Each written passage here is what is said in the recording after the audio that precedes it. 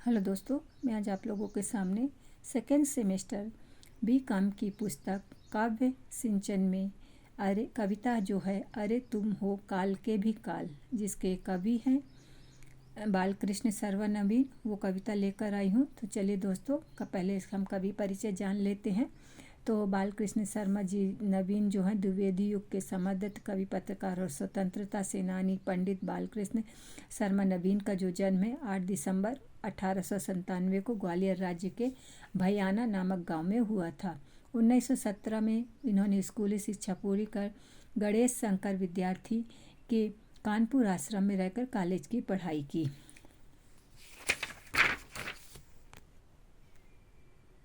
इन्होंने उर्मिला खंड काव्य में उन्होंने चिरूपेक्षित उर्मिला के प्रति कवि न्याय का प्रदर्शन भी किया है। इनकी जो रचनाएं हैं कुमकुम, रश्मि रेखा, अपलक, क्वासी इनके प्रमुख काव्य संग्रह हैं। इनका जो निधन है 29 अप्रैल 1960 को कानपुर में हुआ है। तो चलिए दोस्तों, अरे तुम हो काल के भी काल। तो यहाँ पे कवि जो है नवयुवकों को संबोधित करते हुए कहते हैं कि तुम काल के भी काल हो, मतलब समय तुम्हारा कुछ भी नहीं बिगाड़ सकता। कौन कहता है कि तुमको खा सकेगा काल, अरे तुम हो काल के भी काल अति विकराल। काल का तब धनुष दिक की है धनुष की डोर, धनु विकम्पन से सिंहरती सृजन नाश हिलोर। तुम प्रबल दिक काल धनु धारी सुधनवा वीर, तुम चलाते हो सदा चिर चेतना के तीर। तो यहाँ पे कवि जो बताते हैं कि ये है कि ध्वंस का मतलब जो विनाश होता तभी ही सृजन की संभावना प्रकट होती है। तो इसमें व्यक्ति को साहस और दृढ़ से का निश्चय परिचय कराते हुए कवि कहते हैं, कवि देश के गौरवशाली निवासियों को प्रोत्साहित करते हुए कहते हैं कि तुम्हारा काल भी कुछ नहीं बिगाड़ सकता, क्योंकि तुम काल के भी महाकाल हो और विकराल हो। काल का तुम्हारा धनुष है और दिशाओं की प्रत्यंचा है।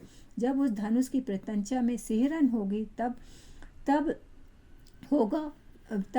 विनाश होगा और फिर सृजन की हिल्लोरें उठते हुए दिखाई देंगी। अर्थात तुम्हारे युद्ध करने से ही पुनः सृजन का चक्र चलेगा। तुम दिशा और काल रूपी धनुष को धारण करने वाले धनुर्धर हो। तुम चारों ओर चेतना के तीर चलाकर सुप्त वीरों को जागृत करते हो और स्वदेश की रक्षा में तत्पर रहते हो। क्षणिक आगे चलते हैं दोस्तों। तो यहाँ पे आगे बताते हैं कि क्षणिक आतंक तुम्हारा कुछ भी नहीं बिगाड़ सकता है। क्या बिगाड़ेगा तुम्हारा यह क्षणिक आतंक? क्या बिगड़ समझते हो कि होगे तुम नष्ट, तुम अकलंक। यह निपट आतंक भी है भीति ओत प्रोत, और तुम हो चिरंतन अभयता के स्रोत। एक क्षण को भी न सोचो कि तुम होगे नष्ट, तुम अनश्वर हो, तुम्हारा भाग्य है स्पष्ट। सो यहाँ पे कवि बताते हैं कि ये कहते हैं कि तुम ये ना सोचो कि तुम्हारे थोड़ी सी ये विनाश के कारण आतंक से, तुम्हारी डर से तुम्हारा कुछ बिगाड़ सकेगा। नवयुवकों में थोड़ा सा आतंक तुम्हारा कुछ भी नहीं बिगाड़ सकता है। क्या तुम्हें ऐसा लगता है कि तुम कलंक से रहित समाप्त हो सकते हो? यह आतंक तो तुम्हारे को सिर्फ डराने के लिए है, सिर्फ डराने मात्र के लिए, और तुम तो हमेशा से ही निडरता के स्रोत रहे हो। आगे कवि कहते हैं कि तुम्हें एक पल के लिए भी नहीं सोचना है कि तुम समाप्त हो जाओगे। कवि कहते हैं कि तुम अनश्वर हो, तुम समाप्त हो नहीं सकते हो, तुम्हारा भाग्य एकदम स्पष्ट दिखाई देता है, तुम अच्छे हो।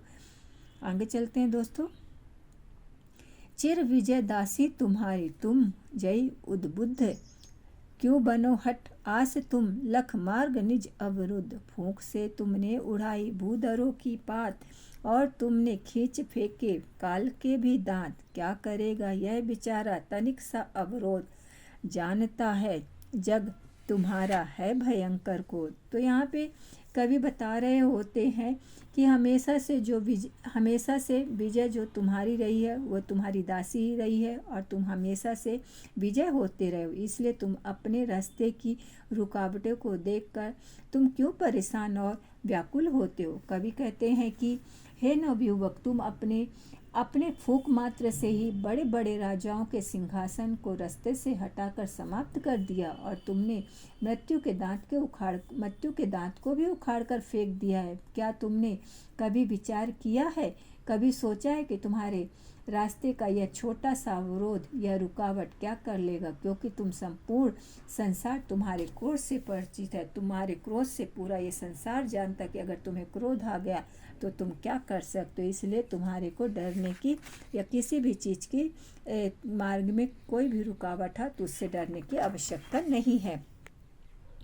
जब करोगे क्रोध तुम तब आएगा भूडोल, कांप उठेंगे सभी भूगोल और खगोल, नाश की लपटें उठेंगी गगन मंडल, बीच भस्म होगी ये असामाजिक प्रथाएं नीच, और पधारेगा सृजन कर अग्नि से सुस्नान, मत बनो गत आस तुम हो चिर अनंत महान। सो यहाँ पे कवि बताते हैं कि जब नवयुवक क्रोध करता है तब पूरा संसार में भूकंप आने लगता है, धरती कांपने लगती है, धरती से लेकर आसमान तक अंतरिक्ष सब कुछ कांपने लगता है। धरती और आकाश के बीच में विनाश की आग की लपटें उठने लगती हैं और उस आग में समाज की जो बुरी प्रथाएं हैं वे सब जलकर राख हो जाती हैं और उस अग्नि में स्नान करके एक नए निर्माण का सृजन होता है, नया निर्माण होता है। इसलिए तुम हताश मत हो, निराश मत हो, क्योंकि तुम अनंत हो, हमेशा से हो, हमेशा ही रहोगी। तो तुम्हारे क्रोध से सभी डरता है, तो तुम काल के भी काल हो। सो दोस्तों, ये कविता आपको कैसी लगी कमेंट्स करके ज़रूर बताइएगा। धन्यवाद।